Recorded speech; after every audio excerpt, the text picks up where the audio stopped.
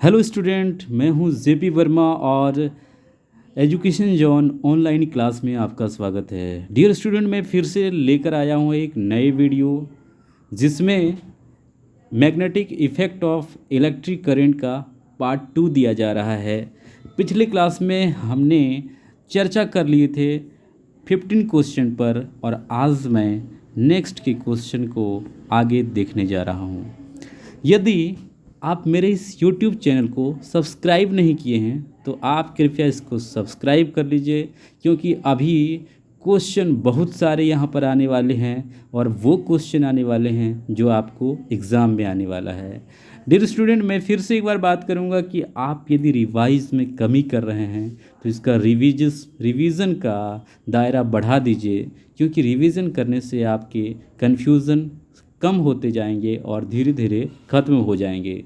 लेकिन रिवीजन की कमी की वजह से आपका कन्फ्यूज़न लेवल बढ़ेगा और आपको एग्ज़ाम में गच्चा खाना पड़ेगा। तो चलिए आगे का क्वेश्चन की ओर बढ़ते हैं। बिना समय गवाए हम क्वेश्चन नंबर 16 की तरफ चलते हैं। और क्वेश्चन नंबर 16 क्या कहता है, ज़रा देखिए।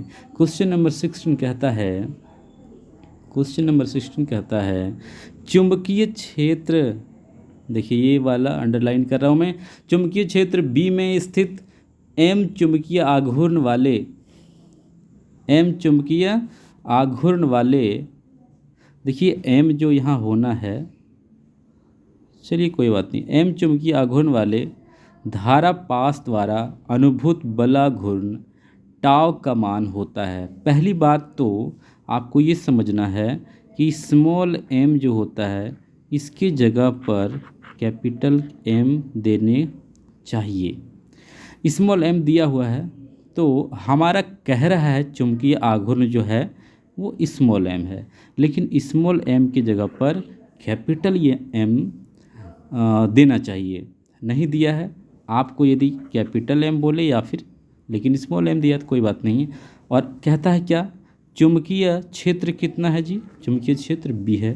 तो कितना बढ़िया से हम बात किए हैं कि चुंबकीय क्षेत्र और चुंबकीय आघूर्ण दिया रहे, यानी बी वेक्टर और एम वेक्टर दिया रहे, तो जो बलाघूर्ण यानी टाव का मान जो होता है, टॉर्क का मान जो होता है वो होता है एम क्रॉस बी। तो एम क्रॉस बी देखिए यहाँ पर है, ऑप्शन नंबर ए में है ना, ऑप्शन नंबर ए में है। ऑप्शन नंबर ए आपका करेक्ट आंसर हो जाएगा।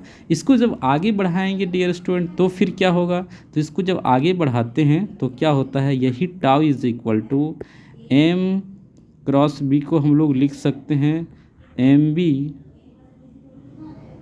लिख सकते हैं एम बी साइन थीटा, ये भी आ सकता है आपका, है ना। और लेकिन यहाँ स्मॉल एम की जगह पर कैपिटल एम रहेगा। ठीक है, ऑप्शन नंबर ए इसका करेक्ट आंसर था। आगे की ओर बढ़ते हैं। अगला क्वेश्चन कहता है क्षेत्रफल ए वाले एक वृत्ताकार लूप के केंद्र पर चुंबकीय क्षेत्र बी है। क्षेत्रफल ए वाले एक वृत्ताकार लूप के केंद्र पर चुंबकीय क्षेत्र बी है। लूप का चुंबकीय आघूर्ण होगा। लूप का चुंबकीय आघूर्ण क्या होगा, तो देखिए लूप का चुंबकीय आघूर्ण जो होता है आप याद कर लीजिए, ये एक फार्मूला है। हाँ, कितना होगा, तो 2ba क्या होगा, 2ba बाय म्यू नॉट और root under A by pi, जहाँ पर ए क्या है, तो ए एरिया है ना, और बी क्या है, बी है चुंबकीय क्षेत्र, और बाकी बात तो सब कांस्टेंट है। देख सकते हैं ये म्यू नॉट तो चुंबकशीलता दिया हुआ है, पाई का तो अपना वैल्यू होता है, तो आप याद रख लेंगे इसको 2ba by mu naught under root A by pi. Dear student, मैं फिर से कहना चाहूँगा ये सारे क्वेश्चन इतने इम्पॉर्टेंट है कि आप सोच भी नहीं सकते हैं। कैसे सोचिएगा, क्योंकि आप तो पहली बार एग्ज़ाम देने जा रहे हैं। ट्वेल्थ के, और मैं तो पिछले 11 साल से यही कर रहा हूँ। इसलिए मुझे एक एक क्वेश्चन का आइडिया है कि कौन सा क्वेश्चन कब आता है, कहाँ आता है, किस चैप्टर से क्वेश्चन आएंगे। इसलिए मैं रिज़ल्ट का पूरा गारंटी लेता हूँ कि आपके क्वेश्चन यहीं से आने वाले हैं। चलिए अगले क्वेश्चन की तरफ चलते हैं। अगला क्वेश्चन क्या है? 18 नंबर क्वेश्चन क्या बोल रहा है? एक आवेशित कण को विराम से चुंबकीय और विद्युत क्षेत्र में जो एक दूसरे के समांतर है छोड़ा जाता है। क्या बोल रहा है? एक आवेशित कण को विराम से, यानी कि जो चार्ज पार्टिकल है वो रेस्ट में है। चार्ज पार्टिकल शुरू में क्या है? रेस्ट में है, और इसको एक समान चुंबकीय क्षेत्र और विद्युत क्षेत्र में, यानी ये चुंबकीय क्षेत्र और विद्युत क्षेत्र जो है बिल्कुल पैरेलल है, दोनों एक ही समांतर है। यानी जिस डायरेक्शन में चुंबकीय क्षेत्र है, मैग्नेटिक फील्ड, उसी डायरेक्शन में इलेक्ट्रिक फील्ड भी है। तो और कहता है उसमें विराम से आवेशित कण को क्या किया जाता है? छोड़ दिया जाता है। तो कण की गति होगी। क्या बोल रहा है? कण की गति होगी। क्या होना है आप इसको समझिए थोड़ा। आप देखिए, हम यहाँ पर चुंबकीय क्षेत्र और इलेक्ट्रिक क्षेत्र ऐसा खींचती हैं। आपको पता है कि जो पॉजिटिव चार्ज नेगेटिव चार्ज इधर डाल देते हैं, पॉजिटिव चार्ज से इलेक्ट्रिक फील्ड लाइंस निकलती है, और क्या होता है? नेगेटिव चार्ज की ओर चलता है। इसी डायरेक्शन में मैग्नेटिक फील्ड भी है। अब यहाँ पर एक चार्ज को छोड़ दिया जाए, तब क्या होगा? ये चार्ज चाहे पॉजिटिव हो या चाहे नेगेटिव हो, या तो इस डायरेक्शन में गति करेगा। यदि ये पॉजिटिव होगा तो नेगेटिव की तरफ भागना चालू करेगा, और पॉजिटिव होगा तो ये नेगेटिव की तरफ इस डायरेक्शन में भागना चालू करेगा। तो दोनों ही कंडीशन में ये एक सीधी रेखा पर ही जाना पसंद करेगा। यानी कि इस क्वेश्चन का आंसर क्या हो जाएगा? सरल रेखा में, यानी कि स्ट्रेट लाइन पर आवेश का गति होगा, है ना। तो ऑप्शन नंबर ए इसका करेक्ट जो है आंसर हो जाएगा। अब 18 से हम चलते हैं 19 की तरफ। ठीक है, 19 क्या बोलता है चलिए देखते हैं। 19 नंबर क्वेश्चन बोल रहा है एक इलेक्ट्रॉन, देखिए गलती हो गया थोड़ा सा, इसको पढ़ेंगे, सॉरी, इसको आप इलेक्ट्रॉन पढ़िए, है ना। एक इलेक्ट्रॉन एक्स अक्ष की धनात्मक दिशा में गमन कर रहा है, यानी गति कर रहा है। वाई अक्ष के ऋणात्मक दिशा में एक समान विद्युत क्षेत्र मौजूद है। उचित मान के चुंबकीय क्षेत्र की दिशा होनी चाहिए जिससे कि इलेक्ट्रॉन पर नेट बल 0 हो। देखिए मेरे मित्र, मेरे दोस्त, या आप जो ही मान सकते हैं, क्वेश्चन को आप ढंग से पढ़िएगा ना तो थ्योरी से बाहर निकलेगी बातें, और थ्योरी मैं क्लास में बहुत अच्छा से बताया हूँ, है ना, एक एक क्वेश्चन पे बात करके बताया हूँ। या फिर आप कहीं भी पढ़े होंगे तो आपके सर ये चीज़ ज़रूर बताए होंगे, क्योंकि थ्योरी जब तक बेहतरीन तरीके से नहीं होता है तब तक न्यूमेरिकल्स नहीं होंगे। कहता है एक इलेक्ट्रॉन एक्स अक्ष की धनात्मक दिशा में। अब जरा देखिए, एक्स एक्सिस का पॉजिटिव डायरेक्शन तो ये होता है, और इसका नेगेटिव डायरेक्शन ये होता है। और इलेक्ट्रॉन किधर गति कर रहा है? तो इलेक्ट्रॉन इसी डायरेक्शन में गति कर रहा है। इलेक्ट्रॉन का गति इसी डायरेक्शन में है। कहता वाई अक्ष के ऋणात्मक दिशा में एक समान विद्युत क्षेत्र मौजूद है, और वाई एक्सिस के ऋणात्मक, देखिए इस डायरेक्शन में क्या है? विद्युत क्षेत्र मौजूद है ना। कहता उचित मान के चुंबकीय क्षेत्र की दिशा होनी चाहिए। चुंबकीय क्षेत्र की दिशा किधर होनी चाहिए? चुंबकीय क्षेत्र की दिशा किस डायरेक्शन में होनी चाहिए, जिससे कि इलेक्ट्रॉन पर नेट बल शून्य होगा, यानी कि जो इलेक्ट्रॉन पर फोर्स लगेगा, नेट फोर्स लगेगा, ये फोर्स जो रहेगा वो जीरो होना है। फोर्स जो होना है नेट इलेक्ट्रॉन पर वो जीरो होना चाहिए। तो चुंबकीय क्षेत्र की दिशा क्या लेना चाहिए, तो यहाँ देखिए क्या कह रहा है। चुंबकीय क्षेत्र की दिशा जब का बात करेंगे तो ऋणात्मक जेड अक्ष की ओर होना पड़ेगा, है ना। ऋणात्मक जेड अक्ष की ओर होना पड़ेगा, यानी कि आप इसको फिर से एक बार देखेंगे। देखिए एक एक्स एक्सिस होता है, वाई एक्सिस होता है और ये जेड एक्सिस होता है। तो जेड एक्सिस आप इधर इस डायरेक्शन में नहीं समझिएगा। जेड एक्सिस जो है ये परपेंडिकुलर है। यदि ये कागज़ का तल है तो इस पर परपेंडिकुलर, मतलब हम यहाँ पर स्क्रीन पे तो नहीं दिखा सकते हैं, लेकिन जब हवा में इसको दिखना चाहेंगे तो दिखेगा। या कागज़ के तल पर ये जो जेड एक्सिस है वो बाहर की तरफ होता है और इसी का नेगेटिव डायरेक्शन जो होता है वो अंदर की तरफ होता है ना। ये यहाँ पर बाहर की तरफ है और यहाँ पर अंदर की तरफ है। तो फाइनली जो चुंबकीय क्षेत्र का डायरेक्शन होता है वो इस डायरेक्शन में दिया जाएगा, यानी जेड एक्सिस के नेगेटिव डायरेक्शन में। ऑप्शन नंबर बी इसका करेक्ट आंसर हो जाएगा। जब इस डायरेक्शन में चुंबकीय क्षेत्र होगा तो इलेक्ट्रॉन पर जो फोर्स लगेगा वो नेट फोर्स यानी बल वो क्या हो जाएगा, शून्य हो जाएगा। चलिए अगले क्वेश्चन की ओर चलते हैं। ये सारे क्वेश्चन इंपॉर्टेंट क्वेश्चन है। कहता है एक समान वेग से चलायमान आवेश उत्पन्न करता है। एक समान 20 नंबर क्वेश्चन में पढ़ रहा हूँ। 20 नंबर क्वेश्चन क्या बोला है, देखिए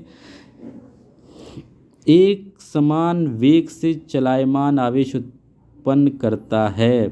देखिए चार्ज जो है एक समान वेग से क्या करना चालू कर दिया है, गति करना चालू कर दिया है।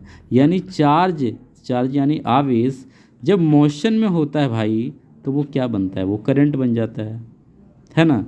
और जब करंट बनेगा तब तो वो चुंबकीय क्षेत्र उत्पन्न करेगा ही।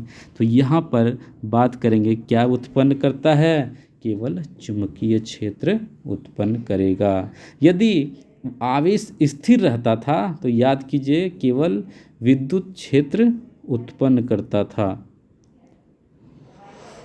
और केवल चुंबकीय क्षेत्र, देखिए यहाँ पर थोड़ा सा कन्फ्यूजन वाला बात आपको हो सकता है। क्या हो सकता है कि यदि कोई आवेश यानी चार्ज गति कर रहा है तो इस पर तो इलेक्ट्रिक फोर्स, इलेक्ट्रिक फील्ड इससे तो बनेगा, कोई न कोई इलेक्ट्रिक फील्ड में रहेगा। तो आपको कन्फ्यूजन ये हो सकता है कि आवेश तो चल रहा है तो ये आवेश होने से विद्युत क्षेत्र तो उत्पन्न करेगा ही, और साथ ही साथ जब चलेगा तो जिस चालक से होकर के जाएगा उसके आसपास चुंबकीय क्षेत्र उत्पन्न होना चाहेगा। तो आपको कन्फ्यूजन इस बात का भी होगा कि विद्युत है और चुंबकीय है, दोनों क्षेत्र वो उत्पन्न करना चाहेगा, इसलिए इसको विद्युत चुंबकीय क्षेत्र लेना चाहिए। यहाँ पर ये बात आ सकता है। तो आप इसको कमेंट बॉक्स में डालेंगे कि ये सही आंसर क्या होना है, केवल चुंबकीय क्षेत्र होना है या केवल विद्युत चुंबकीय क्षेत्र होगा। आप इसको आप देखेंगे, ठीक है। मेरी तरफ से आंसर है केवल चुंबकीय क्षेत्र, लेकिन आपकी जानकारी के लिए बता दें यहाँ पर जब चार्ज है, आवेश है और वो चलना स्टार्ट कर दिया है तो वो चुंबकीय क्षेत्र तो उत्पन्न करेगा ही करेगा। क्या विद्युत क्षेत्र भी करेगा क्या, यानी विद्युत चुंबकीय क्षेत्र आंसर हो सकता है क्या। तो बी और सी में कन्फ्यूज़न का जो सवाल उत्पन्न होता है वो आप उसको पढ़ेंगे, अपने टीचर से पूछेंगे, ताकि आपका क्लियर होगा कि सर क्या ओरिजिनल बात हो रहा है ना। तो यहाँ पर मेरे तरफ से बी है, लेकिन ए सी भी डाला जा सकता है। आप इसके बारे में ज़रूर पता कीजिए, है ना, चर्चा का विषय है। अगले क्वेश्चन की तरफ चलते हैं। अगले क्वेश्चन की तरफ चलते हैं और ये क्वेश्चन कह रहा है,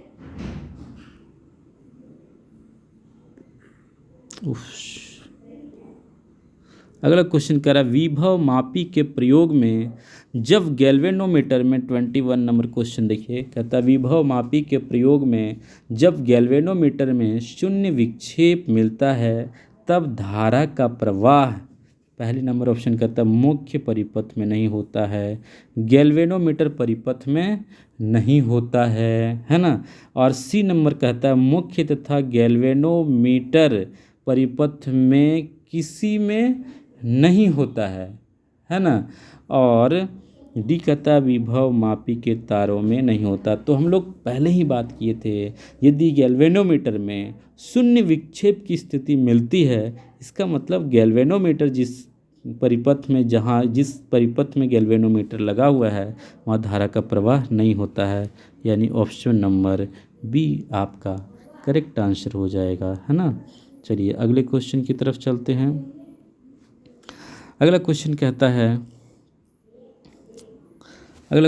विभव मापी के तार की लंबाई बढ़ा देने पर, है ना। ये क्वेश्चन देखिए, विभव मापी की तार की लंबाई बढ़ा देने पर संतुलन बिंदु प्राप्त होता है। 22 नंबर क्वेश्चन आप अच्छा से देखेंगे, कहता है विभव मापी की तार की लंबाई को यदि बढ़ा दिए तो संतुलन बिंदु कहाँ मिलेगा। तो पहला ऑप्शन इसमें बता रहा है कम लंबाई पर, दूसरा कहता है अधिक लंबाई पर, तीसरा कहता है उतने ही लंबाई पर, चौथा कहता है किसी भी लंबाई पर नहीं, है ना, किसी भी लंबाई पर नहीं। तो देखिए जब आप विभव मापी के तार की लंबाई बढ़ाएंगे ना, तो बढ़ाने के बाद अधिक लंबाई पर उसका संतुलन बिंदु प्राप्त होगा, ठीक है। तो इसका करेक्ट आंसर क्या हो जाएगा, ऑप्शन नंबर बी इसका करेक्ट आंसर हो जाएगा। अगले क्वेश्चन की तरफ चलते हैं। अगला क्वेश्चन कहता है एक विभव मापी के तार की लंबाई एल है। क्या बोल रहा है, विभव मापी की तार की, विभव मापी क्या होता था जी, विभव मापी कुछ मीटर की दूरी पर इसको मोड़ दिया जाता था इस तरह से, है ना। तो ये तार जितना लंबा होगा घटा सकते हैं बढ़ा सकते हैं, ऐसा बात कर सकते हैं, है कि नहीं। तो कह रहा है कि एक विभव मापी की तार की लंबाई एल है। 23 नंबर क्वेश्चन में पढ़ रहा हूँ, एल है। तार के धनात्मक सिरे से L/3 लंबाई पर, तार के धनात्मक सिरे से L/3 लंबाई पर, मतलब यदि टोटल लंबाई L है तो उसको 3 से भाग दे देंगे तो जितना भी लंबाई बचेगा, कहते हैं उस लंबाई पर विद्युत वाहक बल E का एक सेल संतुलित होता है। यदि तार की लंबाई L/2 से बढ़ा दी जाए तो उसी सेल द्वारा तार की किस लंबाई पर संतुलन बिंदु प्राप्त होगा। देखिए ये सब क्वेश्चन ना आपको डायरेक्ट एग्जाम में भिड़ता है। क्या बोलता है कि पहले L था और L/2 अब क्या कर दिया जा रहा है, बढ़ा दिया जा रहा है। तब कहता है उसी सेल द्वारा तार की किस लंबाई पर संतुलन बिंदु प्राप्त होगा। तो इसका जो आंसर होना है वो L/2 हो जाना है, ठीक है। L/2 लंबाई पर संतुलन बिंदु मिलेगा। जितना बढ़ाया जाएगा ना भाई साहब, उतने ही वही बिंदु पर क्या होगा, इसका संतुलन बिंदु प्राप्त होगा। चलिए अगले क्वेश्चन की तरफ चलते हैं। कहता है किसी विभव मापी की सुग्राहिता बढ़ाने के लिए करना चाहिए। तो क्या करना चाहिए विभव मापी की सुग्राहिता बढ़ाने के लिए, तार के अनुप्रस्थ क्षेत्रफल को बढ़ाना चाहिए, तार की लंबाई को घटाना चाहिए, इसकी धारा को घटानी चाहिए या इसकी धारा को बढ़ाना चाहिए। तो यहाँ ऑप्शन नंबर सी जो होता है, तो इसकी धारा को बढ़ाना चाहिए। क्या होना चाहिए, विभव मापी की सुग्राहिता बढ़ाने के लिए इसकी धारा को बढ़ानी चाहिए। हम लोग थ्योरी में पढ़े थे ये बात, धारा बढ़ाने से सुग्राहिता बढ़ती है और घटाने से घटती है। चलिए अगले क्वेश्चन की तरफ चलते हैं। कहता है चल कुंडली गैल्वेनोमीटर की सुग्राहिता बढ़ाई जा सकती है। सुग्राहिता बोला जाए तो सेंसिटिविटी। चल कुंडली गैल्वेनोमीटर की सुग्राहिता बढ़ाई जा सकती है कुंडली के फेरों की संख्या घटाकर, चुंबकीय फ्लक्स को बढ़ाकर, कुंडली के क्षेत्रफल को घटाकर और प्रति एकांक ऐंठन को बढ़ाकर। तो देखिए यहाँ पर आपको ऑप्शन नंबर जो दिख रहा है सी, ऑप्शन नंबर जो बी दिख रहा है, ऑप्शन नंबर बी इसका करेक्ट आंसर हो जाएगा। ऑप्शन नंबर बी, चुंबकीय फ्लक्स को बढ़ाकर आप गैल्वेनोमीटर की सुग्राहिता बढ़ा सकते हैं, ठीक है। ये सारे क्वेश्चन बहुत इंपॉर्टेंट है, आप इस बात को दिमाग में रखिए, ठीक है। चलिए अगले क्वेश्चन की तरफ चलते हैं। अगला क्वेश्चन कहता है गैल्वेनोमीटर में शंट का व्यवहार किया जाता है। गैल्वेनोमीटर में शंट का व्यवहार, शंट का नाम आप सुने होंगे और बहुत इंपॉर्टेंट क्वेश्चन भी होता है। शंट क्या होता है, शंट क्या है, इसके लाभ हानि को लिखें, एग्जाम में खूब आता है। गैल्वेनोमीटर में शंट का व्यवहार किया जाता है। किस लिए किया जाता है भाई? 26 नंबर क्वेश्चन है। कहता है उसकी सुग्राहिता बढ़ाने के लिए। पहला क्या बोल रहा है? उसकी सुग्राहिता बढ़ाने के लिए। दूसरा कहता है उसका प्रतिरोध बढ़ाने के लिए। तीसरा कहता है उच्च धारा के कारण उससे टूटने से बचाने के लिए। तो शंट का व्यवहार जो इसी कारण इसलिए होता है, उच्च धारा के कारण उसे टूटने से बचाने के लिए शंट का उपयोग किया जाता है। ये इसका एक लाभ भी बोल सकते हैं है।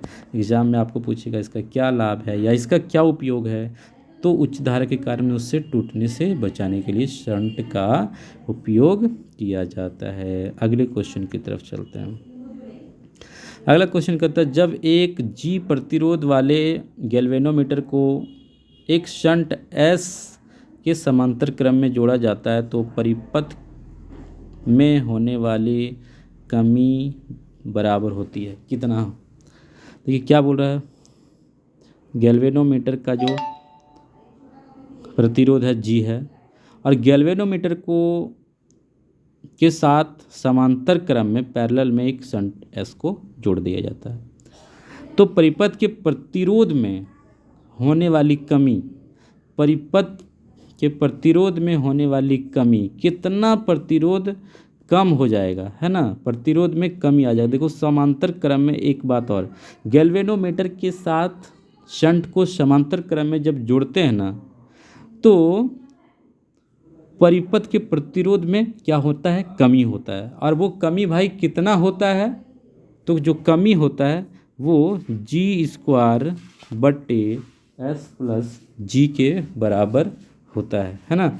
तो ये 27 का ऑप्शन नंबर बी आप रहेगा। जी और एस दिया हुआ रहेगा, जी² और upon S by S plus G करेंगे, जो भी आंसर होगा उतना कमी होगी उसमें। तो ऑप्शन नंबर बी इसका करेक्ट आंसर हो जाएगा। चलिए 28 नंबर क्वेश्चन की ओर चलते हैं। एक गैल्वेनोमीटर का प्रतिरोध जी है, एक गैल्वेनोमीटर का प्रतिरोध है ना, यहाँ देखिए गैल्वेनोमीटर का प्रतिरोध कितना है, जी है।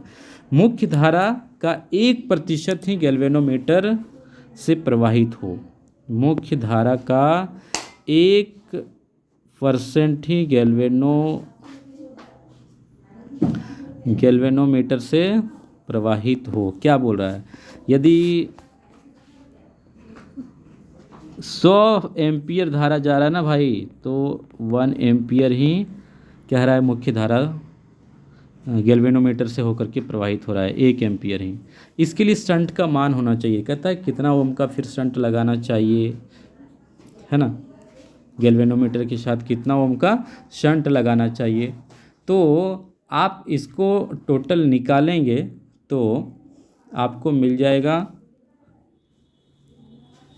28 का भी। देखिए जी बाय 99, 1% क्या किए, गैल्वेनोमीटर घटाना कितना, 1 एम्पियर, 100 में से 1 घटाना है, 1% चाहिए तो 100 में क्या करना है, 1 घटा देना, आपको मिल जाएगा यहाँ 99। 2% का बात होता है तो जी बाय 98, 10% का होता है तो जी बाय 90। इस तरह करके हम लोग इसको बनाते हैं। तो वो न्यूमेरिकल वैल्यू टाइप का देगा तो भी आप इसी तरह से बनाएंगे। तो 28 का जो है वो बी इसका करेक्ट आंसर हो जाएगा। अगले क्वेश्चन की तरफ चलते हैं। 29 नंबर क्वेश्चन कहता है एक वोल्ट मीटर को एमीटर में बदला जा सकता है। एक वोल्ट मीटर को एमीटर में बदला जा सकता है। हम बहुत बढ़िया से थ्योरी पढ़ाए थे। वोल्ट मीटर को एमीटर में बदलने के लिए क्या करते थे, इसके समांतर क्रम में निम्न प्रतिरोध को जोड़ा जाता था, यानी ऑप्शन नंबर सी इसका देखिए करेक्ट आंसर हो जाएगा। इसके समांतर क्रम में निम्न प्रतिरोध को जोड़कर, वोल्ट मीटर के साथ समांतर क्रम में, है ना, वोल्ट मीटर के साथ समांतर क्रम में यदि एक निम्न प्रतिरोध को जोड़ देंगे तो यह एमीटर में बदल जाएगा। ठीक है, आपको इस तरह का सब्जेक्टिव क्वेश्चन भी पूछा जा सकता है कि एक वोल्ट मीटर को एमीटर में कैसे बदला जा सकता है। तो आप लिखेंगे वोल्ट मीटर के साथ समांतर क्रम में एक निम्न प्रतिरोध को जोड़ देंगे तो ये एमीटर में बदल जाएगा। चलिए अगले क्वेश्चन की तरफ। कहता है निम्नलिखित में किस काम के लिए वोल्ट मीटर में शंट लगाया जाता है। वोल्ट मीटर में शंट लगाया जाता है तो किस काम के लिए लगाया जाता है, ठीक है। तो वोल्ट मीटर में शंट का जो इस्तेमाल होता है वो होता है एमीटर की तरह करने के लिए। वोल्ट मीटर का व्यवहार एमीटर की तरह यदि करना होगा तो उसमें वोल्ट मीटर के साथ वोल्ट मीटर में क्या लगा दिया जाए, शंट लगा दें। शंट लगाने से वो एमीटर की तरह व्यवहार करने लगेगा, ठीक है। तो ऑप्शन आप देख लीजिए, निम्नलिखित में किस काम के लिए वोल्ट मीटर में शंट लगाया जाता है, तो इसका व्यवहार एमीटर की तरह करने के लिए। तो ऑप्शन नंबर सी इसका करेक्ट आंसर हो जाएगा। चलिए वीडियो लंबा ना हो इसलिए इस वीडियो को यहीं समाप्त करते हैं। फिर से मिलेंगे एक नए वीडियो में, तब तक के लिए जय हिंद।